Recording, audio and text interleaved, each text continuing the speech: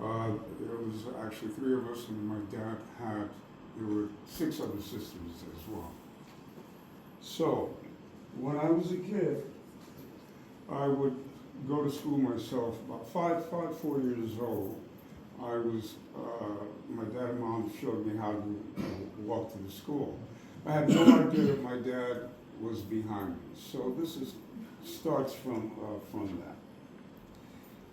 Here's some things I know for sure about my dad. Alexander Blake Sr. He loved his family. He was a talented musician. He was hardworking, and he was strong. One of my earliest memories is me about 5 years old walking to school. This captures exactly who Alex Blake Sr. was. I had no idea that he was walking about half a block behind me to make sure I was safe.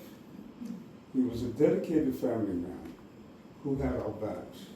He immigrated to the U.S. in 1957, a dream for a better future for his family. He shared with my mom's. Once settled, he sent for my mom's, me, and my sister Barb. After a period of time, he organized it so my other sisters, Sandy, Pam, Barbara, Carol, Melissa, and Constancia, could also come and live in the U.S.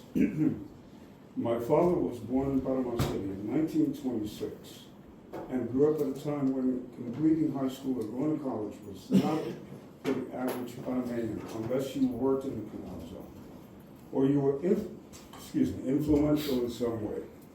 He worked many different jobs, even some he shouldn't have been doing because of his weight and height or age at the time. He worked in a store that sold air conditioners. He worked in a tugboat. And at Kodak, which would change his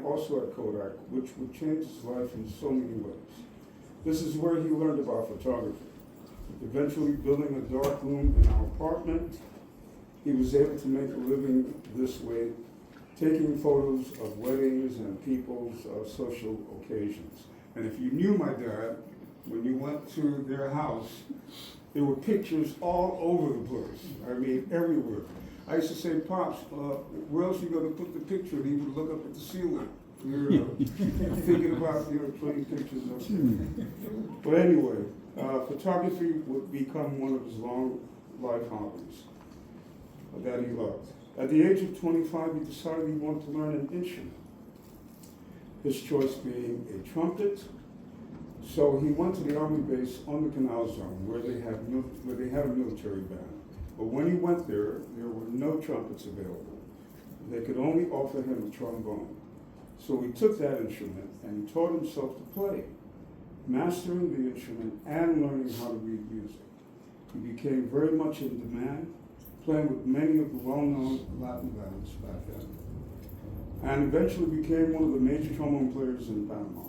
He also, in later life, around his late 30s or early 40s, finally learned and started playing the trumpet and worked doubling on both instruments. In 2019, he was honored by the country he was born in, by now the world-renowned Panamanian Jazz Festival. He was very happy and honored, surprised by this for his musicianship and contribution musically to the history of Panama and was given the keys to the city. My brother Russell and I played at the concert to honor him, and we were both very proud of him as well. Okay. Present, of course, was his wife, Ruth, all right, with whom he shared a life for 30 years. I am so deeply grateful to Ruth and her family, and I thank you all for embracing my dad into your family. Your son, Jake, and his family, as well as your brothers. He loved you all of you. When I was young, I didn't appreciate what a strong, determined man my father was. He not only supported and watched over his family, he also made sure that Russell and I learned the instrument, the bass. This was his vision from the time I was a kid for me, and that for Russell as well, when he was born. His vision enriched our lives in ways that I could not imagine, but it did. The bass, he said, would take me around the world as well as my brother, and you would work with the best. And it did, and we did. I continue to do so. How incredibly farsighted. Many well-known musicians studied with my dad, and to this day speak about how much they learned from him. And this is, my dad was self-taught. He didn't go to college, he didn't finish high school. I think my dad probably went to 5th, 6th grade, and that was it. My dad was incredibly talented and a very determined person that when he decided to learn something, he was going to do it to the fullest. And many of the musicians that I've had the opportunity, many of the great people that I've had the opportunity to work with, it was surprising to me for these people to come back and tell me how much they learned from my father. And these people went to, many of the major universities and colleges and studied music, and they were this and they were that. But my father viewed things in a very simple way. And generally, when you're studying music the way so many of us or others did, there's a certain element that is missing. And that element my father had. And he was able to pass that on to a lot of the great musicians that I've been able to work with, and he knew. So that was part of the legacy of my father with the type of person he was.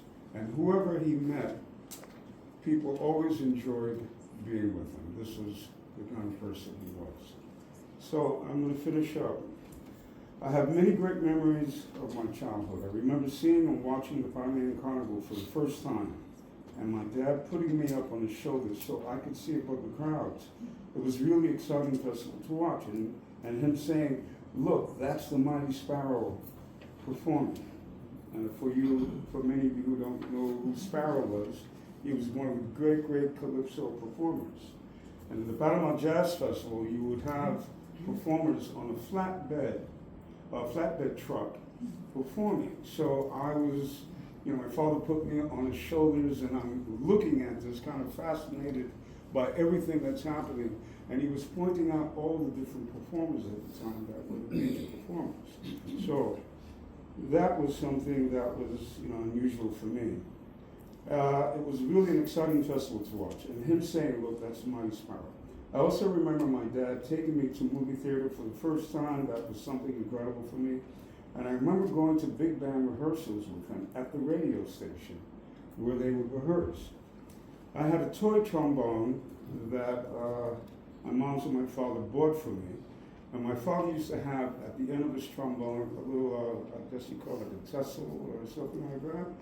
So they got me this toy trombone, and they were able to put that at something similar at the end of the trombone. So I would go to the rehearsals with my dad, and we would have a suit, or I'd have a white suit and so on.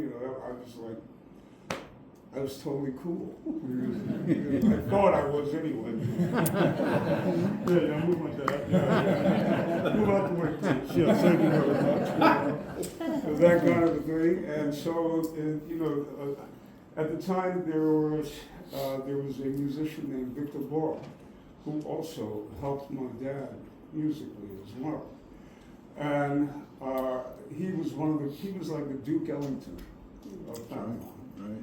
And so my dad was able to work with him and learn quite a bit from him, major arranger, major writer, and everything else like that. So I would go to the big band rehearsals, and I would sit next to my dad. The guys would let me sit there. And so when my dad picked up his horn, I picked up my horn. When he went to blow, I went to blow. I didn't know what I was doing. I was just playing. I thought I was, cool. So, and then sometimes the guys would give me a little solo, not blah, blah, blah, blah, blah, just making noise, The guys would be laughing, and yeah, that's cool. But, that's one of the things I remember with my dad. So, anyway, with my toy trombone, him and my mom was more for me, blah, blah, blah. Playing the parts, I would do the same. All the guys would look, cheering me on, and so on, even letting me play a solo. Thank you, moms and pops, for everything. Thank you for, for the lives, for the lives that you blessed us with, for all you taught us, for your care and your love. Finally, my dad is now at peace with my moms, who we love very much, and his sisters and friends and musician friends he played with. He's probably doing a heavenly gig right now. So rest in peace, Pops. Me, Bobby, Russell, Little Pam, Barbara, Ruth, will never ever forget you. May the Great Spirit bless your soul and spirit always. Thank you, Dad. Thank you.